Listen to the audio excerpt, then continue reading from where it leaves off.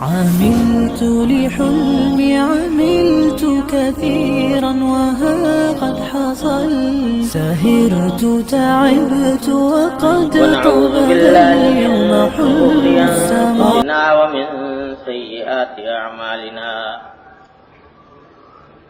من يهده الله فلا مضل له ومن يضلله فلا هادي له أشهد أن لا إله إلا الله وحده لا شريك له وأشهد أن سيدنا وسندنا ونبينا ومولانا محمدا عبده ورسوله صلى الله تعالى عليه وعلى آله وأصحابه وبارك وسلم تسليما كثيرا كثيرا أما بعد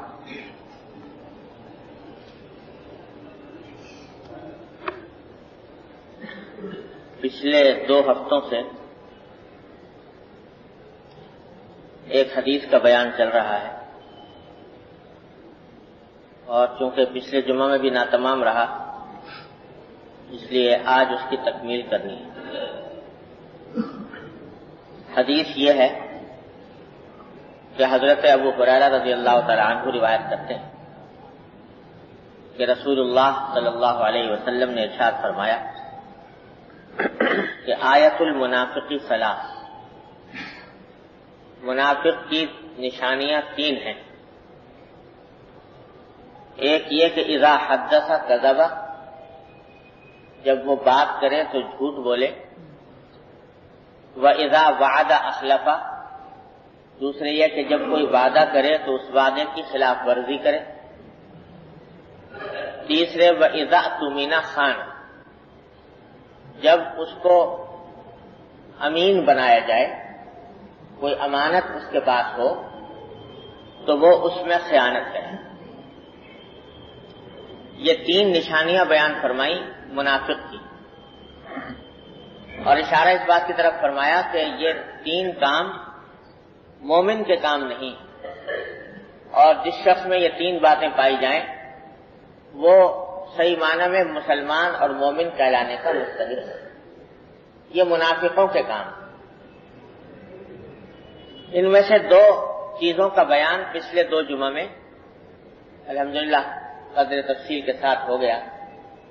اللہ تعالیٰ اسے محض بیان کی حد تک محدود نہ رکھے، اللہ تعالیٰ ہمیں اس پر عمل کرنے کی توفیق عطا فرمائے۔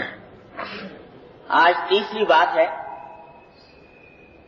تیسری صفت جو منافق کی بیان فرمائی، تیسری علامت جو منافق کی بیان فرمائی، وہ ہے امانت میں خیانت۔ یعنی مسلمان کا کام نہیں ہے کہ وہ امانت میں خیانت کرے، یہ منافق کی علامت ہے۔ اور 1-2 آیتیں اور حدیثیں نہیں ہیں، بہت سی آیتوں اور احادیث میں امانت کے اوپر زور دیا گیا ہے، امانت کے تقاضوں کو پورا کرنے کی تاکید فرمائی گئی ہے۔ قرآن کریم میں باری تعالیٰ کا ارشاد ہے کہ ان اللہ یأمرکم ان تؤدوا الامانات الی اہلھا، کہ اللہ تبارک و تعالیٰ حکم دیتے ہیں تم کو کہ امانتیں ان کے اہل تک پہنچاؤ، جو اس کے مستحق ہیں ان تک پہنچاؤ۔ اور اس درجہ اس کی تاکید فرمائی گئی کہ ایک حدیث میں نبی کریم سرور دو عالم صلی اللہ علیہ وسلم نے ارشاد فرمایا کہ لا ایمان لمن لا امانت لہ، جس کے اندر امانت نہیں اس کے اندر ایمان نہیں۔ ایمان کا گویا لازمی تقاضا یہ ہے کہ آدمی امین ہو، امانت میں خیانت نہ کرے۔ لیکن جس بات کی طرف آج کی مجلس میں توجہ دلانی ہے وہ یہ کہ ہم لوگوں نے ان تمام چیزوں کا مفہوم اور مطلب بہت محدود سمجھا ہوا ہے۔ ذہنوں میں امانت کا تصور یہ ہے کہ کوئی شخص پیسے لے کر آئے اور کہے کہ بھائی آپ اپنے پاس رکھ لیجئے، جب میرا موقع ہوگا تو میں آپ سے لے لوں گا، تو یہ امانت ہوئی۔ اور کوئی شخص اس امانت کو ٹھیک سے نہ رکھے، کھا پی جائے، اور جب وہ شخص مانگنے آئے تو اس کو انکار کر دے، نہ دے، یہ خیانت ہوئی۔ یہی تصور امانت اور خیانت کا ذہنوں میں ہے۔ بے شک یہ بھی امانت میں خیانت کا ایک بہت بڑا حصہ ہے، لیکن امانت صرف اس حد تک محدود نہیں ہے۔ قرآن و حدیث کی اصطلاح میں، اللہ تبارک و تعالی، اللہ کے رسول صلی اللہ علیہ وسلم کی اصطلاح میں، امانت صرف اس بات کی حد تک محدود نہیں کہ کوئی کسی کے پاس پیسہ رکھوائے اس کو امانت رکھے، بلکہ اس کا بڑا وسیع مفہوم ہے۔ امانت میں بہت ساری چیزیں داخل ہیں، اور ان کے بارے میں اکثر و بیشتر ہمارے ذہنوں میں یہ بات نہیں رہتی کہ یہ بھی امانت ہے، اس کے ساتھ امانت جیسا سلوک کرنا چاہیے۔ امانت کے معنی اگر غور کریں تو عربی زبان میں امانت کے معنی ہوتے ہیں کسی شخص پر کسی معاملے میں بھروسہ کرنا، لہذا ہر وہ چیز کہ جو دوسرے کے اس طرح سپرد کی گئی ہو جس میں سپرد کرنے والے نے اس پر بھروسہ کیا ہو کہ یہ اس کا حق ادا کرے، تو یہ امانت ہے۔ کوئی بھی کام، کوئی بھی چیز، کوئی مال، کوئی چیز، کوئی کام جو دوسرے کے سپرد کیا گیا اور سپرد کرنے والے نے اس بھروسے پر سپرد کیا کہ یہ شخص اپنے اس سلسلے میں اپنے فریضے کو بجا لائے گا اور اس میں کوتاہی نہیں کرے گا، جب یہ بھروسہ کیا جائے تو اس کو کہیں گے کہ یہ امانت ہے۔ تو بے شمار چیزیں اس میں داخل ہیں، بلکہ آپ حضرات یہ بھی جانتے ہوں گے کہ یہ جو اللہ تبارک و تعالیٰ نے یوم ازل میں، یوم الست میں عہد لیا، انسانوں سے عہد لیا تھا نا، تو کہ میں تمہارا پروردگار ہوں کہ نہیں ہوں، یعنی میں تمہارا تم میری اطاعت کرو گے یا نہیں کرو گے؟ سب نے کہا کہ کریں گے۔ تو یہ عہد جو لیا گیا، اس کو قرآن کریم نے سورہ احزاب کے آخری رکوع میں امانت کے لفظ سے تعبیر کرا، انا عرضنا الامانۃ علی السماوات والارض والجبال فابین ان یحملنها واشفقن منها وحملها الانسان انه کان ظلوما جہولا۔ باری تعالیٰ فرماتے ہیں کہ ہم نے امانت پیش کی زمین پر، پہلے زمین پر پیش کی، تو اس سے کہا کہ تم اٹھاؤ گی یہ امانت کا بوجھ؟ اس نے کہا جی نہ، اس نے انکار کر دیا۔ پھر آسمانوں پر پیش کی کہ تم اٹھاؤ گے، انہوں نے کہا، انہوں نے بھی انکار کر دیا۔ پہاڑوں پر پیش کی، تم اٹھاؤ گے اس امانت کا بوجھ، انہوں نے بھی انکار کر دیا۔ فَأَبَيْنَ أَن يَحْمِلْنَهَا وَأَشْفَقْنَ مِنْهَا، سب نے اٹھانے سے انکار کر دیا اور ڈرے سب کہ یہ امانت کا بوجھ ہم سے نہیں اٹھے گا۔ لیکن وَحَمَلَهَا الْإِنسَانُ، جب اس حضرت انسان کے اوپر پیش کی گئی تو یہ جناب بڑے بہادر بن کر آگے بڑھ کر انہوں نے اٹھا لیا کہ جی ہم ٹھیک ہے، میں اٹھاؤں گا۔ باری تعالیٰ فرماتے ہیں انہ کان ظلوما جہولا، بڑا ظالم اور جاہل تھا انسان کہ اس نے بڑے بوجھ کو اٹھانے کے لیے آگے بڑھ گیا اور یہ نہ سوچا کہ میں کہیں ایسا نہ ہوں کہ میں اس امانت کے بوجھ سے عاجز رہ جاؤں اور نہ اٹھا سکوں تو انجام خراب ہوگا۔ خیر اس آیت کی تفسیر تو بڑی لمبی ہے اور اس وقت اس میں جانا نہیں ہے۔ عرض جو کر رہا تھا وہ یہ کہ اس بوجھ کو جو دیا جا رہا تھا اس کو اللہ تبارک و تعالیٰ نے قرآن شریف میں تعبیر فرمایا امانت کے لفظ، کہ ہم نے امانت پیش کی انسان کے اوپر، اس نے اٹھا لی۔ یہ امانت کیا تھی؟ کیا امانت تھی جو پیش کی جا رہی؟ تو اس کے بارے میں مفسرین نے فرمایا کہ امانت کے معنی یہی ہے کہ اس کو یہ کہا جا رہا تھا کہ تمہیں ایک زندگی دی جائے گی، اس کے اندر تمہیں اختیار دیا جائے گا، اچھے کام کرنے کا بھی، برے کام کرنے کا بھی۔ اچھے کام کرو گے تو پھر ہمیشہ ہماری خوشنودی حاصل ہوگی، جنت کی ابدی اور دائمی نعمتیں تمہیں حاصل ہوگی، اور اگر برا کام کرو گے، بری طرح زندگی گزارو گے تو اس میں ہمارا غضب ہوگا، ہمارا عذاب ہوگا، جہنم کا ابدی عذاب تمہارے حصے میں آئے گا۔ تو بتاؤ تمہیں یہ منظور ہے کہ نہیں کہ ایسی زندگی تمہیں دی جائے، اختیار دیا جائے اور اس کے بعد پھر تم ایسے اپنی کارگزاری دکھاؤ؟ تو اوروں نے انکار کر دیا، انسان نے کہا کہ ٹھیک ہے میں کرنے کے لیے تیار ہوں۔ تو حافظ شیرازی جی کو فرماتے ہیں کہ آسماں بار امانت نہ توانست کشید، برائے فال بنا میں من دیوانہ زدہ، کہ آسمان سے تو یہ بوجھ اٹھا نہیں، اس نے انکار کر دیا کہ جی میرے بس کا نہیں ہے، اور یہ حضرت یہ مشت استخوان انہوں نے اٹھا لیا، برائے فال میرے نام پر پڑ گیا۔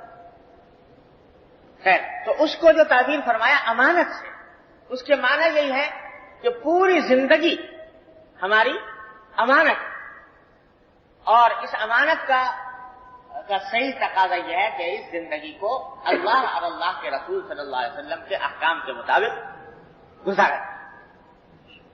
تو سب سے بڑی امانت جو انسان کے پاس ہے، جس سے کوئی بھی انسان مستثنا نہیں، اور امانتیں تو وہی ہوتی ہیں جو کوئی کسی کے پاس رکھواتا ہے، بہت سے ایسے ہوتے ہیں جن کے پاس کوئی امانت رکھواتا ہی نہیں، لیکن ایک امانت ایسی ہے جو ہر انسان کے پاس ہے، کوئی انسان مستثنا نہیں، وہ ہے خود اس کا وجود، اس کی زندگی، اس کے اعضاء، اس کے جوارح، اس کے اوقات، اس کی توانائیاں، یہ ساری کی ساری یہ چیزیں امانت۔ کیا یہ سمجھتا ہے کوئی شخص کہ میں یہ ہاتھ ہے تو میں اس ہاتھ کا مالک ہوں، یہ آنکھ مجھے ملیں گے تو آنکھ کا میں مالک ہوں، ناک ملی ہے، کان ملے ہوئے ہیں تو اس کا مالک ہوں؟ یہ سارے اعضاء ہمارے پاس امانت ہے، ہم اس کے مالک نہیں کہ جس طرح چاہیں استعمال کریں، یہ امانت ہے، اللہ جل جلالہ نے عطا فرمائی یہ نعمتیں ہمیں استعمال کرنے کے لیے، لہذا یہ سب ہمارے پاس امانت ہے۔ اس امانت کا تقاضا یہ ہے کہ ان اعضاء کو، اپنے اس وجود کو، اپنی توانائیوں کو، اپنی صلاحیتوں کو اسی کام میں صرف کریں جس کے لیے یہ دی گئی، اس سے علاوہ کہیں اور صرف کریں گے تو یہ اس امانت میں خیانت ہے، یہ امانت میں خیانت ہے۔ تو مثلا آنکھ دی گئی، اللہ تعالیٰ نے کی نعمت ہے آنکھ، اس نے عطا فرمائی، ایسی نعمت ایسی نعمت ایسی نعمت کہ ساری دنیا کی مال و دولت خرچ کر کے بھی اگر کچھ حاصل کرنا چاہے نہیں حاصل ہو سکتا۔ قدر اس لیے معلوم نہیں ہوتی کہ بچپن سے پیدائش کے وقت سے لگی ہوئی ہے یہ سرکاری مشین اور کام کر رہی ہے، تو کوئی پیسہ خرچ نہیں ہوا، اس کو حاصل کرنے میں کوئی محنت خرچ کرنی نہیں پڑی، اس واسطے سے قدر معلوم نہیں ہوتی۔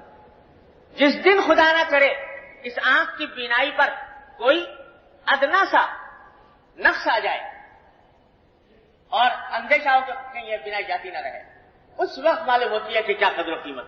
آدمی ساری دولت خرچ کرنے کے بعد بھی اس بات پر تیار رہتا ہے کہ ساری دولت چلی جائے مگر ایک آنکھ کی مجھے بینائی اور روشنی مل جائے واپس۔ اتنی بڑی نعمت اللہ نے دے رکھی، اور اتنی نعمت دے رکھی کہ نہ اس کی سروس کی ضرورت، نہ اس کی اوور ہالنگ کی ضرورت، نہ اس کے اوپر کوئی ماہانہ خرچہ، نہ ماہانہ کرایہ، نہ کچھ، مفت ملی ہوئی ہے۔ لیکن یہ دے رکھی ہے اللہ تبارک و تعالیٰ نے بطور امانت کہ دیکھو یہ تمہیں دی ہے، لیکن اس کو فلاں کام میں صرف کرو گے، چند کام ایسے ہیں جن میں صرف نہیں کرو، اور سب جگہ خرچ کرنا جائز، خوب آرام سے دیکھو، دنیا نظارہ کرو، اس دنیا کے مناظر سے لطف اٹھاؤ، سب کچھ کرو، لیکن چند چیزیں ہیں جن کو دیکھنے کو منع کر دیا کہ اس سرکاری مشین کو اس کام میں استعمال نہ کرو، تو وہ کہہ دیا کہ نامحرم پر نگاہ نہ پڑے، نامحرم پر لذت لینے کی غرض سے نگاہ نہ ڈالی جائے، اس سے منع کر دیا۔ اب یہ امانت جو ہمیں ملی ہوئی تھی، اس کو ہم نے جب اس کام میں استعمال کیا کہ نامحرم کے اوپر نگاہ ڈالی، تو یہ امانت میں خیانت، اللہ تبارک و تعالیٰ کی امانت میں خیانت۔ اور اسی واسطے اس کو قرآن کریم نے ایک جگہ تعبیر فرمایا خائنۃ الاعین سے لفظ، آنکھ کی خیانت۔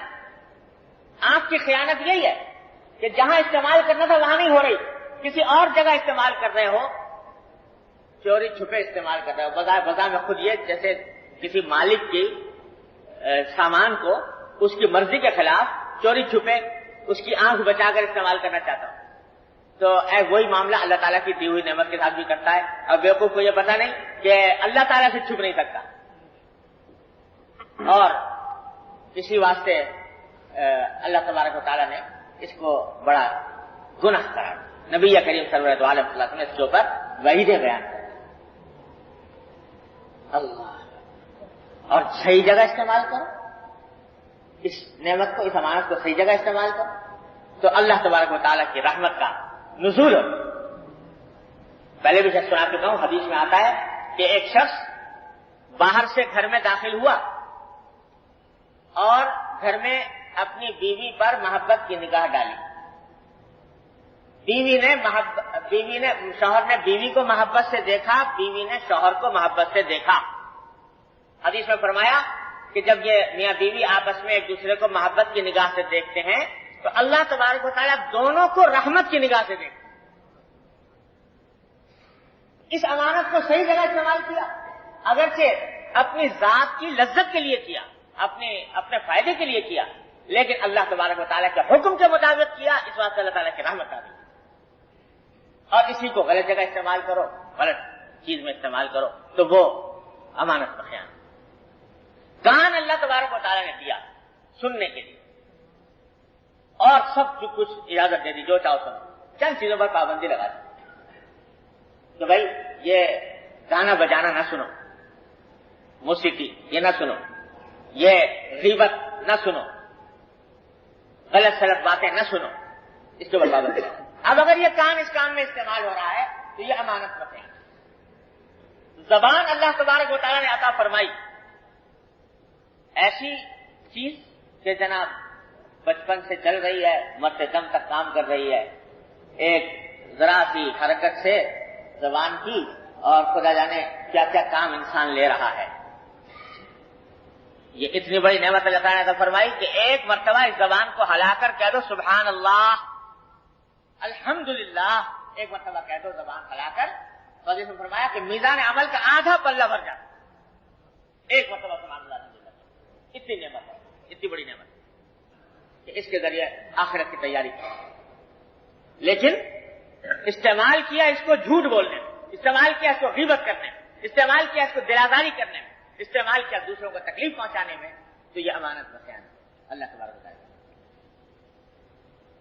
یہ تو اعضاء کی بات ہوئی، یہ پورا وجود ہمارا اللہ کی امانت۔ اس لیے یہ جو تصور ہے نا کہ صاحب یہ لوگ جو ہیں یہ سمجھتے ہیں کہ ہماری اپنی چیز ہے یہ، لہذا جو چاہو کر لو اس کے ساتھ، اسی لیے خودکشی کرنا حرام قرار دیا۔ خودکشی کیوں حرام؟ بھائی ایک آدمی اپنے آپ کو خود نقصان پہنچانا ہے پہنچا دے، لیکن خودکشی اس لیے حرام کہ یہ جان، یہ زندگی، یہ وجود، یہ اعضاء، یہ جوارے یہ تیرے ہیں نہیں، یہ تو ملکیت کسی اور کی ہے، اللہ تبارک و تعالیٰ کی۔ تمہارے پاس یہ سب کچھ جو ملا ہوا ہے یہ سب امانت ہے، لہذا اس کو خودکشی کرنا چاہیے۔ کوئی آدمی، یہ بتائیے، کوئی آدمی اگر اپنی، یہ میری کتاب ہے، میری ملکیت ہے، میں کسی کو کہوں کہ بھائی تم لے جاؤ، تو جائز ہے کہ نہیں؟ جائز ہے۔ کوئی دوسرا آدمی لینا چاہے لے سکتا ہے، لیکن کوئی شخص کہے کہ مجھے قتل کر دو، میری جان لے لو، کہہ دیا اس نے کہ قتل کر دو، میری طرف سے اجازت ہے، لکھ کے دے دیا، اسٹامپ لکھ دیا اور دستخط کر دیا، مہر لگا دی، سب کچھ کر دیا کہ میری طرف سے تمہیں قتل کرنے کی اجازت ہے، اس کے باوجود جس کو وہ اسٹامپ لکھا گیا جس کے نام، اس کے لیے اجازت نہیں ہے کہ وہ قتل۔ کیوں؟ اس راستے کی یہ جان اس کی ملکیت ہے نہیں، یہ اگر ملکیت ہوتی تو دوسرے کو دے سکتا تھا، لیکن اس کی ملکیت نہیں ہے، اس واسطے اس کو یہ اجازت نہیں ہے کہ وہ دوسرے کو یہ کہہ دے کہ مجھے قتل کر دو۔ تو اللہ تبارک و تعالیٰ نے یہ پوری جان، پورا وجود، پوری صلاحیتیں اور توانائیاں یہ سب ہمیں امانت کے طور پر عطا کرنا ہے۔ لہذا اگر دیکھا جائے تو پوری زندگی امانت، کہ زندگی کا کوئی کام اپنے اعضاء سے کیے جانے والا، کوئی عمل، کوئی قول، کوئی فعل ایسا نہ ہو جو اللہ تبارک و تعالیٰ کی دی ہوئی اس امانت کے اندر خیانت کرے۔ اس لیے اللہ تعالیٰ نے تعبیر کیا اس کو انا عرضنا الامانۃ، ہم نے یہ امانت پیش کی تھی تمام آسمان اور زمینوں کے اوپر، تو اس لیے پوری زندگی امانت۔ تو امانت کا جو تصور ہمارے ذہن میں بہت محدود سا ہے نا، کہ آ کے پیسے رکھوائے گا اور ہم صندوق کھولیں گے، اس میں رکھ لیں گے، تالا لگائیں گے، اور اس کے اندر اگر خیانت اس میں سے نکالا تو ہوگی خیانت۔ صرف یہی امانت، پوری زندگی امانت، زندگی کا ایک قول و فعل امانت۔ سب سے پہلی بات تو یہ سمجھیں، لہذا جب یہ فرمایا کہ جو شخص امانت میں خیانت کرے تو امانت میں خیانت کرنا یہ نفاق کی علامت ہے. اس کے معنی کیا ہوئے کہ جتنے گناہ ہیں، ہاں وہ آنکھ کا گناہ ہو یا کان کا گناہ ہو یا زبان کا گناہ ہو یا کسی اور عضو کا گناہ ہو، وہ سارے کے سارے امانت میں خیانت کے اندر داخل ہے اور وہ مومن کے کام نہیں ہے، وہ منافق ہے. ایک بات تو یہ سمجھیں، یہ تو ایک عام بات ہو گئی پوری زندگی، لیکن کچھ امانتیں خاص خاص بھی ہیں. امانت کے کچھ خاص شعبے ہیں، ان کو بھی ہم بعض اوقات نہیں سمجھتے کہ یہ امانت ہے، اس کے اوپر امانت کا اطلاق نہیں کرتے، امانت جیسی اس کی حفاظت نہیں کرتے. مثلا عاریت. عاریت کے معنی یہ ہوتے ہیں کہ کسی شخص کو کسی چیز کی کوئی ضرورت تھی، اس کے پاس نہیں تھی، دوسرے سے مانگ لی اس کہ بھائی مجھے فلاں کام کی ضرورت ہے، مجھے تھوڑا سا وقت کے لیے دے دو، استعمال کی. یہ عاریت جو ہے یہ امانت. یہ کتاب مجھے پڑھنا کا دل چاہ رہا تھا، میرے پاس نہیں تھی، میں نے کسی اور سے مانگ لی کہ میں پڑھ کے دے دوں گا آپ کو. تو یہ جو کتاب ہے میرے پاس، یہ عاریت ہے. شریعت کی اصطلاح میں اس کو عاریت ہے. یا مثلا میرے پاس سواری نہیں تھی، میں نے دوسرے سے سواری مانگ لی کہ بھائی مجھے ضرورت ہے، تو اس نے دے دی کہ بھائی ٹھیک ہے، آپ نے ضرورت پوری کر کے مجھے واپس کرتے ہیں. تو یہ شریعت کی اصطلاح میں اس کو عاریت کہا جاتا ہے. یہ عاریت بھی جس کے پاس ہوتی ہے وہ امانت ہے، یعنی اس کے لیے جائز نہیں ہے کہ اس عاریت کو اصل مالک کی مرضی کے خلاف استعمال کرے. تو ہمارے پاس وہ عاریت آ گئی تو پہلی بات تو یہ کہ اس کو ایسی طرح استعمال نہ کرے کہ جس سے مالک کو تکلیف پہنچے. دوسرا یہ کہ اس کو بر وقت مالک کے پاس لوٹانے کی فکر.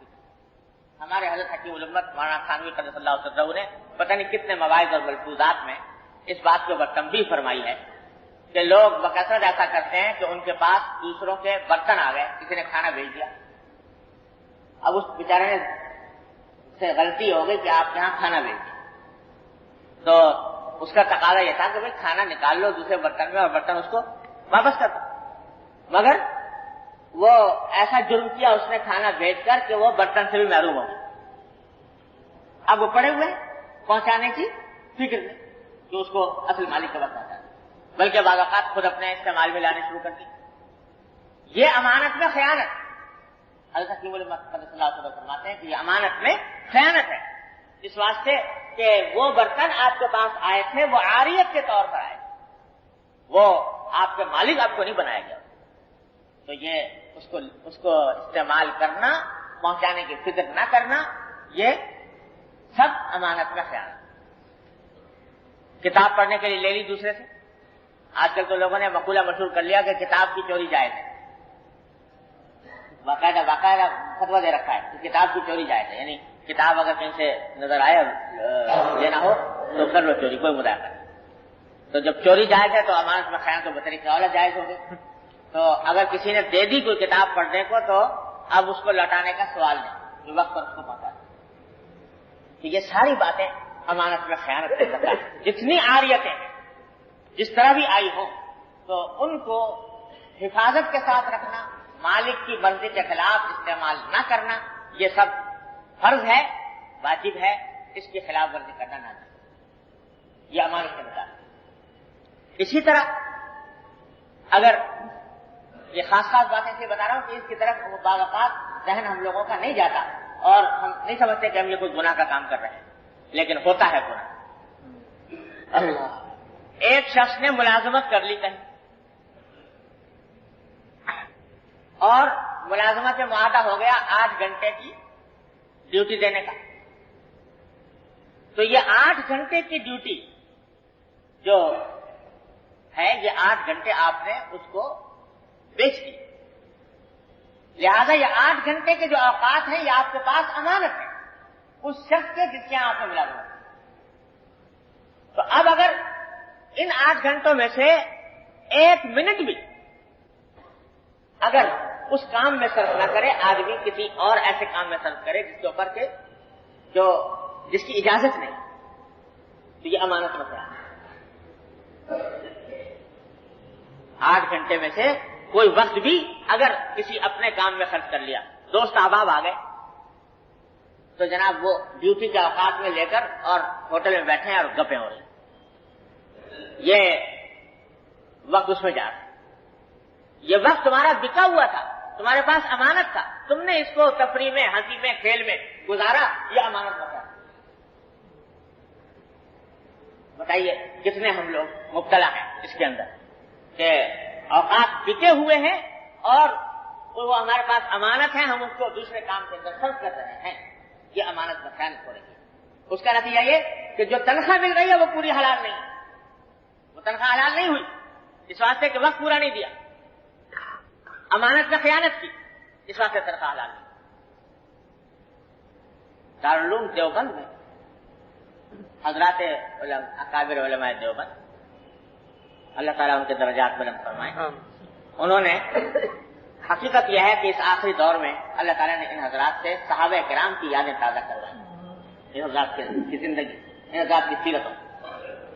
اساتذہ کرام کا معمول یہ تھا، دارالعلوم دیوبند کے ابتدائی دور کی بات کر رہا ہوں، اور پھر حضرت علامت مولانا تھانوی رحمۃ اللہ علیہ کے یہاں خانقاہ میں ان کے مدرسے میں بھی معمول یہ تھا کہ اساتذہ بہرحال تنخواہیں ان کی مقرر تھی، تنخواہیں اگرچہ اس زمانے میں ایسی ہوتی تھی 10 روپے ماہانہ، 15 روپے ماہانہ اور 20 روپے ماہانہ، وہ معمولی تنخواہیں، لیکن چونکہ تنخواہ مقرر ہو گئی اور اپنے اوقات مدرسے کے ہاتھ بیچ دیے، تو یہ معمول تھا ہمیشہ کا کہ اگر کوئی شخص مدرسے کے اوقات میں آ گیا، مہمان دوست احباب ملنے کے لیے آ گئے، تو جس وقت وہ آیا فوراً گھڑی دیکھی کہ اس وقت میں یہ شخص پہنچا ہے، جلدی سے جلدی اس کو نمٹانے کی فکر کی، اور جب وہ چلا گیا تو اس وقت کا وقت نوٹ کر لیا، سارے مہینے کا ریکارڈ محفوظ ہے اپنے پاس کہ اتنے 10 منٹ 15 منٹ میں نے دوسرے کام کے اندر صرف کیے۔ تو جب مہینہ ختم ہوتا تو باقاعدہ لکھ کر درخواست دی جاتی تھی کہ اس مہینے کے اندر میں نے اپنے اوقات میں سے اتنا وقت جو ہے وہ مدرسے کے کام کے علاوہ صرف کیا ہے، لہذا براہ کرم میری تنخواہ میں سے اتنے پیسے وضع کر لیے جائیں۔ یہ باقاعدہ معاملہ کیوں؟ اس لیے کہ اگر لے لے تو کہتے ہاں تو وہ حرام ہو گئی، وہ حصہ تنخواہ کا حرام ہو گئی، اس لیے واپس۔ آج تنخواہیں لینے کے لیے درخواستیں جاتی ہیں، کوئی درخواست کاٹنے کے لیے کوئی درخواست کہ میری تنخواہ کاٹ لی جائے، یہ درخواست کا آج تصور نہیں کر سکتا کوئی شخص، لیکن وہاں درخواست اس کام کے لیے جاتی ہے۔ اللہ حضرت شیخ الہند مولانا محمود الحسن صاحب قدس اللہ سے اللہ، یہ دارالعلوم دیوبند کے پہلے طالب علم جن سے آغاز ہوا دارالعلوم دیوبند، وہ شیخ الہند حضرت مولانا محمود الحسن صاحب قدس اللہ سے، تو صدر مدرس، شیخ الحدیث، خدا جانے کیا کیا اللہ تعالیٰ نے کیا مقام بخشا تھا علم میں، معرفت میں، تقویٰ میں، عجیب بزرگ تھے۔ تو ان کی تنخواہ ان کی تنخواہ جو دارالعلوم دیوبند کے اندر اس وقت تھی جبکہ یہ اعلیٰ درجے کی کتابیں پڑھایا کرتے تھے، اس وقت میں ان کی تنخواہ 10 روپے ماہانہ، 10 روپے ماہانہ۔ تو یہاں تک کہ جب ذرا عمر حضرت کی زیادہ ہو گئی اور زیادہ ہونے کے بعد بہرحال تجربہ ہوتا ہے، آدمی تجربے سے خدمت انجام دے رہا ہے تو اداروں میں فائدہ یہ ہے کہ اس کی ترقی ہوتی، تو مجلس شورا نے، دارالعلوم کے مجلس شورا نے یہ طے کیا کہ بھئی حضرت کی تنخواہ بہت کم ہے تو بڑھا دی جائے، اس لیے کہ اب حضرت کا عمر بھی زیادہ ہو رہی ہے، ضروریات بھی زیادہ ہیں اور حضرت کے مشاغل بھی بڑھتے جا رہے ہیں، تو کچھ تنخواہ بڑھا دینی چاہیے۔ چنانچہ مجلس شورا نے طے کر دیا کہ اب ان کی تنخواہ غالباً 15 روپے طے کر، 10 روپے کے بجائے 15 روپے ماہ۔ حضرت کو اطلاع ملی، جب تنخواہ تقسیم ہونے کا وقت آیا تو معلوم ہوا کہ 10 کے بجائے 15 روپے آ گئے، تو حضرت نے پوچھا بھائی یہ 15 روپے کیسے آئے؟ تو لوگوں نے بتایا کہ مجلس شورا نے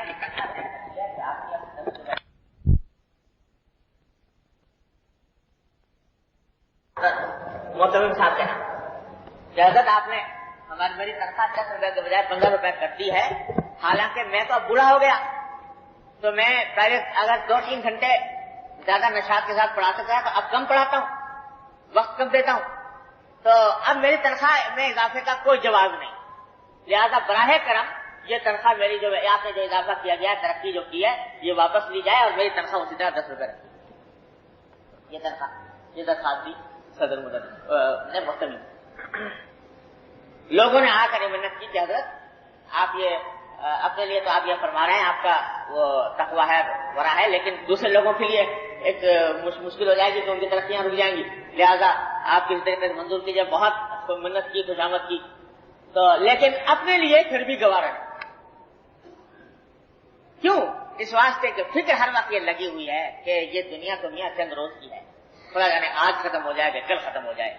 یہ پیسہ جو میرے پاس آ رہا ہے، یہ اللہ جل جلالہ کے حضور حاضر ہو کر کہیں وہاں شرمندگی کا سبب نہ بنے کہ یہ پیسہ تم نے ناجائز طریقے سے حاصل کیا۔ تو یہ عام معمول کی بات بتا رہا ہوں۔ دارالعلوم دیوبند ایسے ہی دارالعلوم دیوبند نہیں بن گیا کہ کتاب پڑھا دی گئی اور ایک یونیورسٹی ہے جس میں استاد نے سبق پڑھا دیا اور طالب نے پڑھ لیا، ایسے دارالعلوم دیوبند نہیں بن گیا۔ وہ ان اداؤں سے بنا، ان اللہ تعالیٰ کے سامنے جواب دہی کی فکر سے بنا، اس ورع اور تقویٰ سے بنا۔ تو یہ اوقات جو ہم نے بیچ دیے کسی کے ہاتھ، یہ امانت ہے، اس میں خیانت نہ ہو۔ آج سارا زور اس پر ہے کہ حقوق حاصل کرو، حقوق کا بڑا زور ہے۔ نعرے، جلوس، جلسے، مظاہرے، احتجاج، یہ اس بات کے کہ ہمیں ہمارا حق دو، ہمیں ہمارا حق دو، ہمیں ہمارا حق۔ ہر شخص اس مطالبے کے اندر لگا ہوا ہے کہ مجھے میرا حق دو، لیکن مجھ سے دوسرے کا حق بھی لے لو۔ یہ کسی کو فکر نہیں کہ میں آیا دوسرے کا حق ادا کر رہا ہوں کہ نہیں کر رہا۔ یہ مطالبہ تو ہے کہ میری تنخواہ بڑھنی چاہیے، یہ مطالبہ ہے کہ میری ترقی ہونی چاہیے، یہ مطالبہ ہے کہ مجھے اتنی چھٹیاں ملنی چاہیے، یہ مطالبہ ہے کہ مجھے اتنا الاؤنس ملنا چاہیے، لیکن جو مجھے فرائض ہو کے گئے ہیں میں وہ پوری طرح ادا کر رہا ہوں کہ نہیں، اس کی فکر۔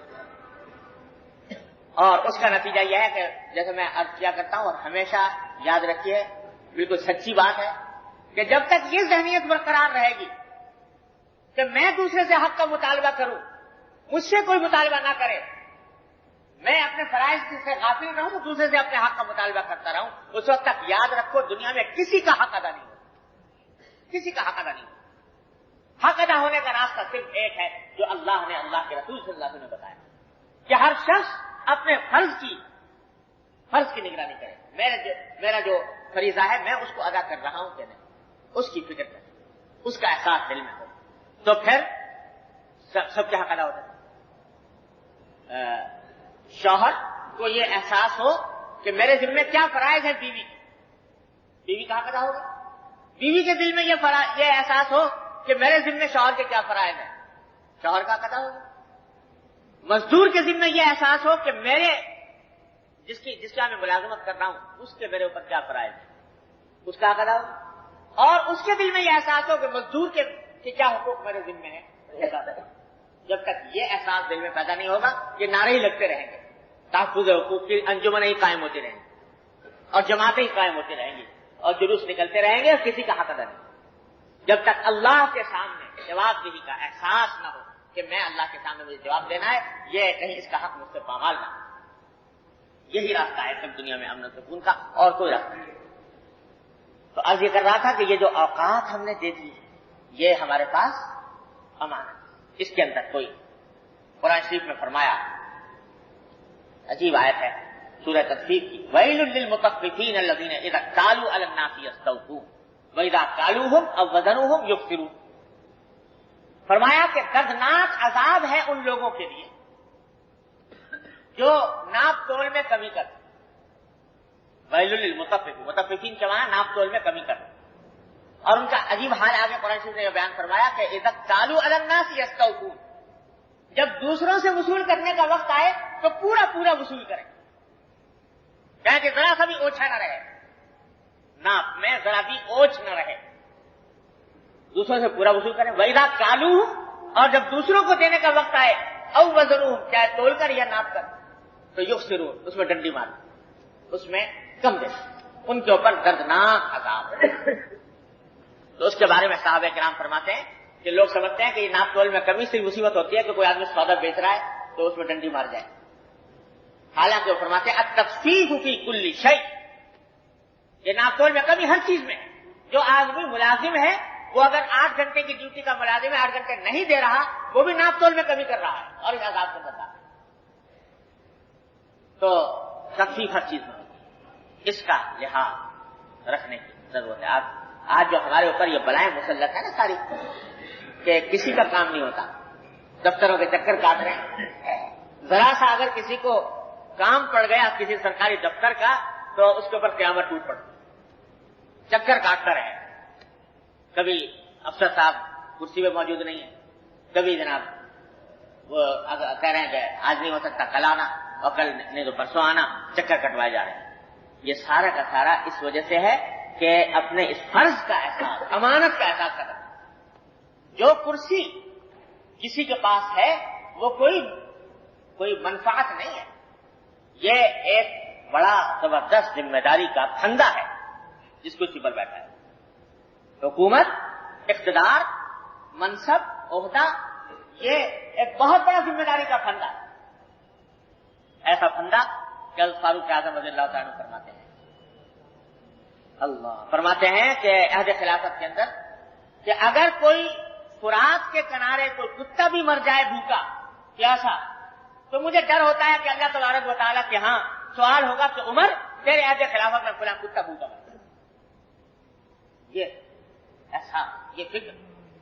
اور اسی واسطے روایت میں آتا ہے جب حضرت فاروق اعظم رضی اللہ تعالیٰ عنہ کی شہادت ہوئی، آپ کے اوپر حملہ کیا گیا قاتلانہ، اور ابھی انتقال ہونے میں کچھ انتقال نہیں ہوا تھا، تو اس وقت لوگ آئے، آ کر لوگوں نے کہا کہ حضرت آپ دنیا سے جا رہے ہیں تو کسی کو اپنا جانشین بنا دیجیے کہ آپ کے بعد وہ اس حکومت کا بوجھ اٹھا سکے.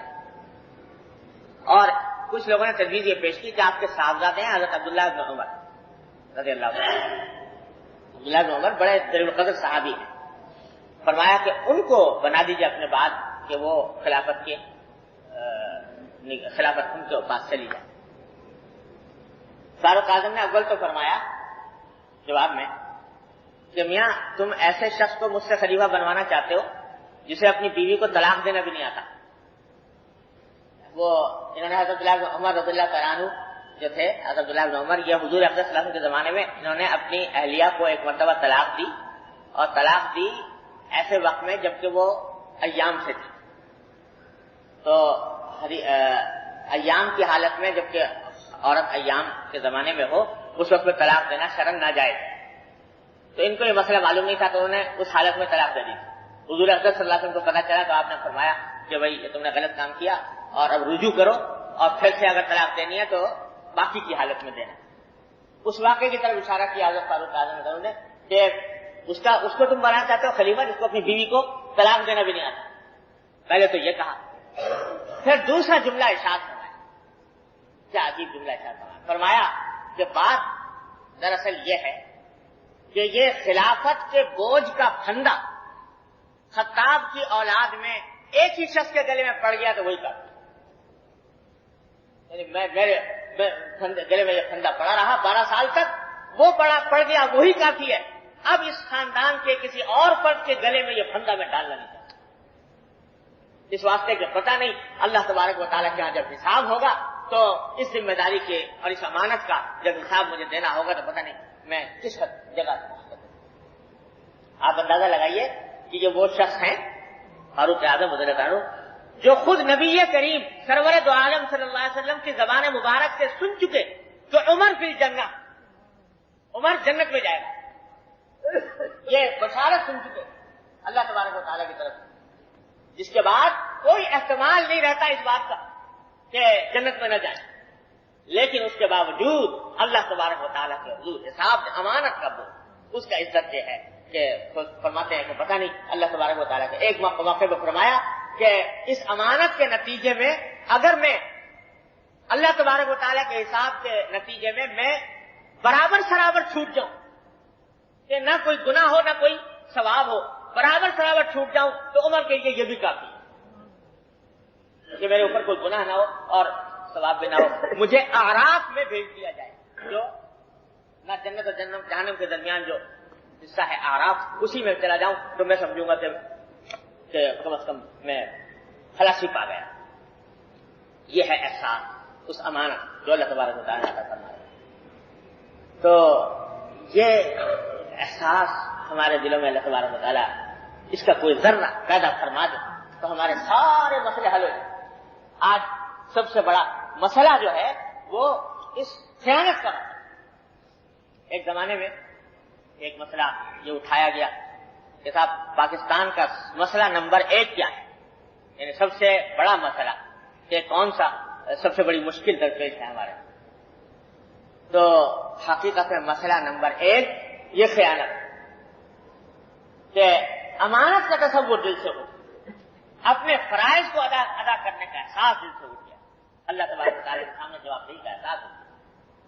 چلی جا رہی ہے زندگی, دوڑ ہے, پیسے کی دوڑ ہے, کھانے کی دوڑ ہے, اقتدار کی دوڑ ہے. اس دوڑ کے اندر وقت ٹوٹ بھاگے جا رہے ہیں, کوئی پرواہ نہیں اللہ کے سامنے پیش ہوتے. یہ ہے سب سے بڑا مرض, سب سے بڑا ساری بیماریوں کی جڑ. اللہ تعالیٰ یہ عطا فرما دے ہمارے دلوں کے اندر تو زندگی ہماری درست ہو جائے. یہ مطلب اوقات امانت.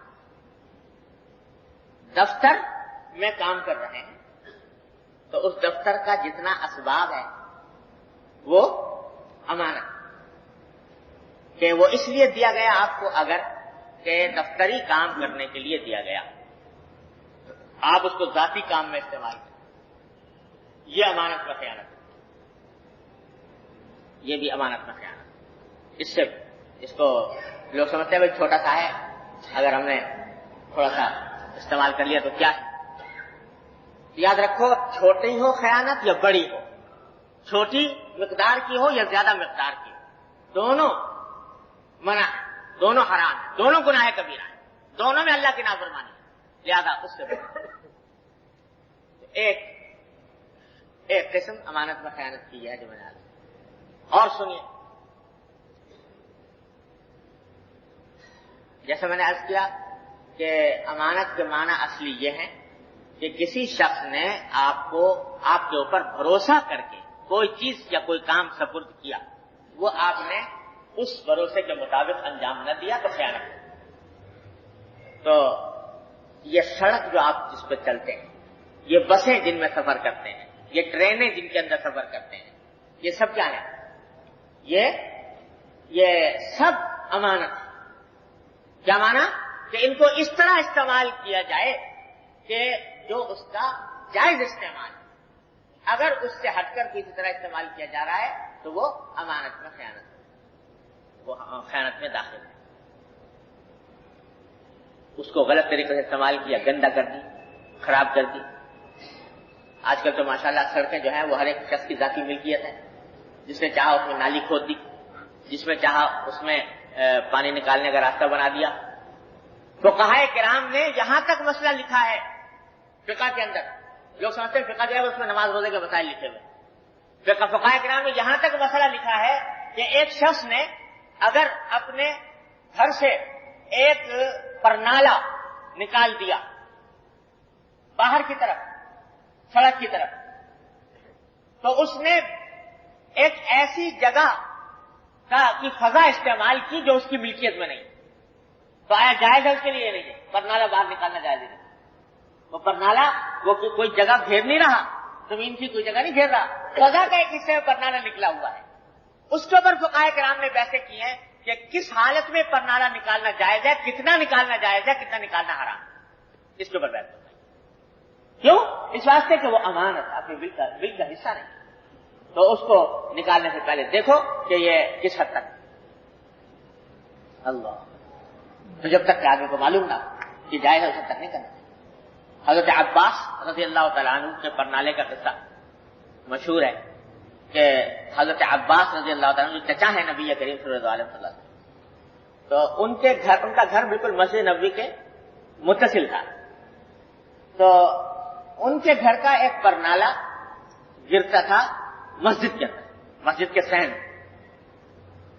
تو ایک مرتبہ حضرت فاروق اعظم گزر رہے تھے تو دیکھا تو وہ پرنالہ مسجد کے اوپر آیا ہوا ہے. تو फारूक आजम को फौरन हर चीज पर निगाह रहती थी। इस पर भी उन्होंने कहा कि ये परनाला कैसा है यहाँ पर गिर रहा है। उन्होंने कहा जी हजरत अब्बास का है, जो चचा है नबी करीम सल्लल्लाहु अलैहि वसल्लम के, उनका परनाला है, ये गिर रहा है। कहा किसी का हो, मस्जिद के अंदर परनाला लगाना और गिराना जायज नहीं, या तोड़ दो इसको। तुड़वा दिया। अब वो हुजूर अक़दस सल्लल्लाहु अलैहि वसल्लम के चचा का परनाला और गिरा दिया। बाद में हजरत अब्बास रज़ियल्लाहु अन्हु से मुलाकात हुई तो वो आए और आकर कहा कि उमर ये क्या किया?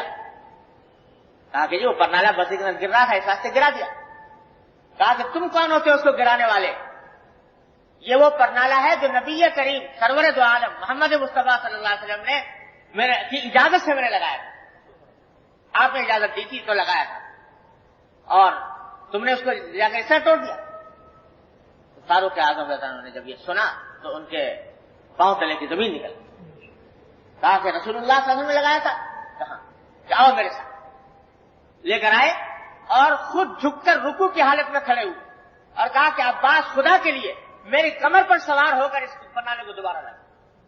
इस वास्ते इब्न खत्ताब के बेटे की ये मजाल कि वो रसूलुल्लाह सल्लल्लाहु अलैहि वसल्लम के इजाजत दिए हुए परनाले को तोड़ा। तो खुद झुके।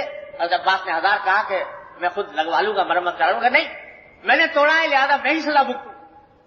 झुक गए और कहा कि मेरी कमर के ऊपर सवार होकर इस परनाले को लगा। तो वो परनाला छोटा सा परनाला, लेकिन असल शरीयत का हुक्म यही था कि बगैर इजाजत के, हाकिम की इजाजत के बगैर उनको निकालना जायज नहीं था। हज़रत अब्बास ने हुजूर अक़दस सल्लल्लाहु अलैहि वसल्लम की इजाजत से लगाया था, इस वास्ते उनको इजाजत थी, लेकिन असल हुक्म यह था कि नहीं निकालना जायज। यहां जिसका दिल चाहा, जितनी जगह पे चाहा कब्जा कर लिया, जितनी जगह चाहे ले ली, और इसके ऊपर कोई फिक्र नहीं कि हम कोई गुनाह कर रहे हैं। नमाजें भी हो रही है और ये बदमामलगी भी हो रही है। बिजली के तार काट के ले ली, बिजली का कनेक्शन बाहर से ले ली, ये और कोई समझता नहीं कि ये गुनाह का काम है। तो ये सारे के सारे काम, ये सब अमानत में ख्याल, और ये समझते हैं कि अमानत में ख्याल की जरूरत होगी, जो कुछ पैसे लाएगा संदूसी में रखवाएगा तब होगी अमानत। ये सब अमानत में ख्याल, इससे परहेज करने की जरूरत है। और सुनिए, ये एक और हदीस है नबी करीम सरवर दो आलम सल्लल्लाहु अलैहि वसल्लम, आपने इरशाद फरमाया कि अल मजालिसु बिल अमान, अल मजालिसु बिल अमान, मजलिसों में जो बात की गई हो वो भी सुनने वालों के पास अमानत है। दो तीन आदमी हैं, उन्होंने बैठकर आपस में कोई बात कही, बेतकल्लुफी में, बाहमी एतमाद की फजा में कुछ बातें कर ली, तो उन बातों को दूसरों तक पहुंचाना बगैर उनकी इजाजत की, यह भी अमानत का ख्याल है। यह हुजूर कि मजलिसों में की गई बातें भी अमानत हैं, ये उनको बगैर इजाजत के पहुंचाना जायज नहीं। इधर की बात उधर कर दी, उधर की बात इधर कर दी, लगा हुआ दुई शुरू कर दी। ये सारा फितना फसाद जो फैलता है लगा हुआ दुई से, वो इसी तरह फैलता है कि दो तीन आदमियों ने बैठ के बात की थी आपस में एक दूसरे पर भरोसा करके, वो एक राज की बात, उस राज की बात को दूसरे तक पहुंचा दिया बगैर उसकी मर्जी के, ये अमानत में खयानत। हाँ, अगर वो राज की बात ऐसी है कि जिससे किसी दूसरे को नुकसान पहुंचने का अंदेशा, दो तीन आदमी बैठ के साजिश की कि उसके घर पे हमला करेंगे फिर वो, तो जाहिर है ये अमानत तो ऐसी नहीं है कि इसको छुपाया जाए, ये तो उस शख्स को बताना है कि फला वक्त लोगों ने साजिश की है लिहाजा आप महफूज रहें। लेकिन जहां इस किस्म की बात न हो और कोई राज की बात की गई जिसने दूसरे शख्स ने आप पर भरोसा करके एक बात अपनी कह दी, आप कैसे बताएं दूसरे? बाज़ मर्तबा ऐसा होता है, ये सब बातें हमारे माशरे के अंदर पेश आती रहती है दिन रात। तो बाज़ ऐसा होता है कि उसने कह दिया कि साहब भाई बात तो ऐसी है, जरा राज की है, मुझे उसने कहा था कि किसी और से मत कहना, लेकिन मैं तुमसे कह रहा हूं, तुम भी जरा किसी और से मत कहना। वो ये कह के उसे समझा कि ये मैंने राज का तहफ़्फ़ुज़ कर लिया, जो उसको दूसरे को कह दिया और उसको भी ताकीद कर दी कि तुम आइंदा मत कहना। सुना से वो भी अगला वाले भी दूसरे को इसी तरह कह देता है कि ये मैंने तुम्हें तो बता दिया, बाकी आगे किसी को मत कहना। तो यही सिलसिला चलता रहता है। تو لوگ سمجھتے ہیں کہ یہ امانت کا ہم نے خیال کر دیا. ارے بھائی جب وہ راز تھا اور اس نے منع کیا تھا کسی اور سے کہنے کو, تو دوسرے کو چاہے یہ تاکید کر کے بھی کہا تم نے کہ آئندہ مت کہنا, وہ بھی امانت کے خلاف ہے, وہ بھی خیانت, وہ جائز نہیں.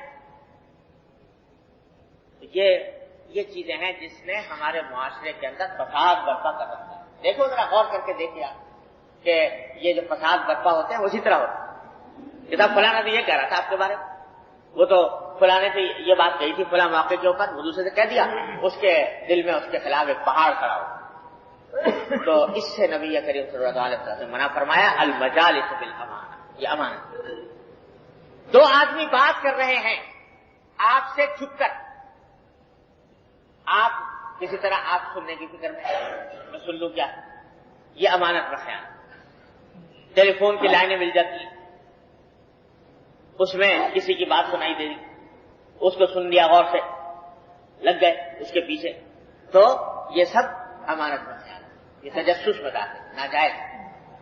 یہ اس طرح کسی کی بات ہو, یہ بڑا ہنر سمجھا جاتا ہے کہ میں نے تو فلاں کے راز پکڑ لیا اور اس راز کو مجھے پتہ لگ گیا, اس کو بڑا ہنر, بڑا فن سمجھا جاتا ہے.